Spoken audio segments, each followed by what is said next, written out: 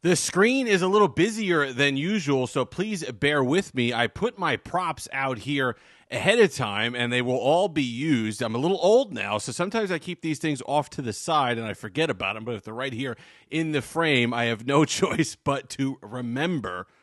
A bit of a range of emotions with the Z Fold 6 renders and leaks, and now as we get closer to the phone's announcement next month, these are the ones that you cannot necessarily take to the bank, but they're ones that you could count on a lot more than some of the ones earlier in the year. And the reason for maybe I've kind of gone from disappointment to acceptance to now to the point where I'm kind of maybe even looking forward to the Z Fold 6. And that evolution was, if you remember when the Z Fold 5 came out, almost immediately, like that week, there were renders and leaks and stuff like that and rumors about the fact that they were going to completely redesign the phone next year and go for something bigger on the outer display. So you're going to have something closer to an S24 Ultra basically being the outer display and folding it open and having a a huge canvas on the inside and something rather large like an S24 display. S24 Ultra display on the outside. And the reason why, a lot of these renders you see, they have, screens on the three sides of the device and laser beams shooting out of it, and you just dismiss.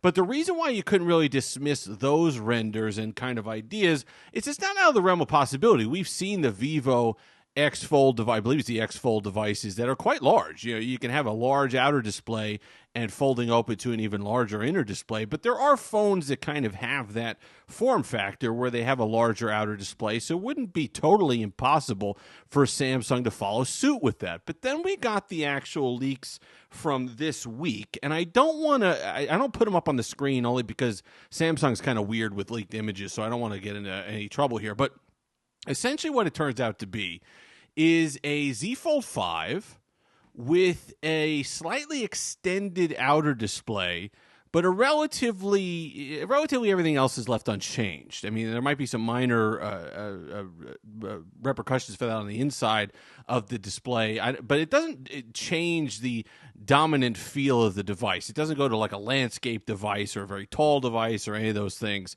that a large external display change would result in. So nothing like that. In fact, a lot of it I think they achieved by getting the screen closer to the edge of the device, closer to the hinge, but also squaring it off. So if you've seen the renders, it's a lot harsher square off than we have here. You can see on the Z Fold 5, you got kind of the rounded edges. Instead, we're going straight down and across for the most part, kind of highlighting the design language on the S24 Ultra, and that kind of creates the illusion of a wider display while also widening it probably another millimeter or two, which does make a difference. And the way I can describe it is, illusion-wise, is that the Pixel 8a and the Pixel 7a have the same display size. These are both 6.1-inch displays. But if you were to look at them, visually, it looks like the 7a has a larger display. In fact, when I first picked these two devices up, I had to double check that the 7a had a similar display size as the 8a, and they do, 6.1-inch for both of these. And even though it looks bigger, it almost looks like if you line them up, the 7a would be taller, but if you actually lined them up on the table, they're the same size. So I think that's what Samsung is going for, at least a little bit, on the Z Fold 6. But the outer display is going to be a touch bigger, and the more I thought about it, the more I'm like, yeah, you know what, that makes sense, because you can't really, as much as we would love Samsung to take a huge swing at design on the next Z Fold and kind of change the whole thing and have a big departure from it, it's really a tough ask at this point. Samsung has this huge installed user base of foldables. You can't just go out and piss off your base completely by throwing out what they know and love and giving them something else. Even if you think individually that it might be worth it and it might be better and you want the larger display and you want a big outer display and all the rest of it, it's a tough sell for an established legacy company at this point to just completely throw out its installed user base and try something new. Because if it fails, if it's a big disaster, you're going to have those people fleeing to OnePlus. You're going to have, I almost said Pixel Fold from it, but that ain't happening. But you're going to have people looking elsewhere to some of these other foldable devices instead of picking up another Z Fold device. And that's kind of what they have to look out for. Now, for my own use case, this is where the kind of acceptance into looking forward to it comes from. I never really had a problem with the internal display on the Z Fold devices. Always enough I love the landscape idea. I love the fact I loved it on my Microsoft Surface Duo having a more landscape dominant architect. I loved it on the Pixel Fold having a more landscape dominant. I think it opens up a lot of possibilities when done right. But for just one app use, I like the way that the Z Fold uses its screen real estate. I love good lock on it. It handles apps the best. It might not have the best multitasking anymore with OnePlus Canvas or Open Canvas on the OnePlus device, but it's still pretty good. And overall, I think that Samsung has the best software experience out there. So from that standpoint, my only real complaint was the outer display and how it was still a little difficult to type. Not as difficult as it used to be on the Z Fold 2, but still not comfortable where I felt like I can get away with using it the entire day and not really feel like I was missing out on anything. That's how I felt using the Pixel Fold with the fantastic external display. That's how I felt on the OnePlus Open using its external display. And the OnePlus Open is not a tremendously different device aspect ratio-wise. It just made it a little bit wider, and it made it a better experience for your fingers. That's what I'm hoping we get from the Z Fold 6. Now that I've put it out of my mind that we're not getting this just complete wholesale departure with an S Pen in there and a huge device and squared off and all the rest of it, now that I've been able to put that pipe dream out of my head, I'm able to wrap around the reality of what we might actually get.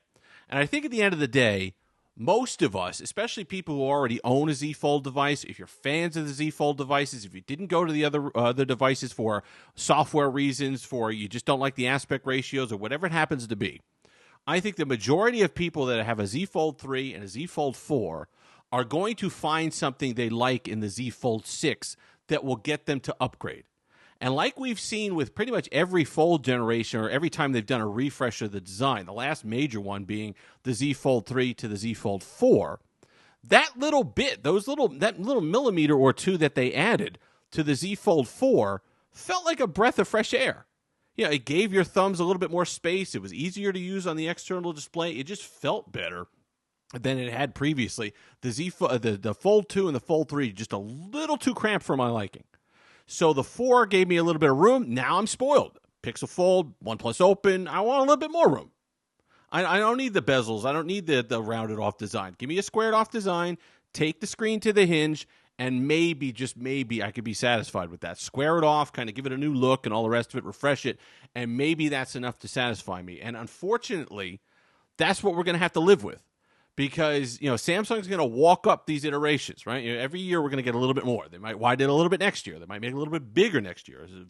The Fold 7 might get a little bigger until we eventually have something that's completely different. And when you look back at a Fold 3 and you see a Fold 8, you're like, oh, well, obviously, it made a lot of changes.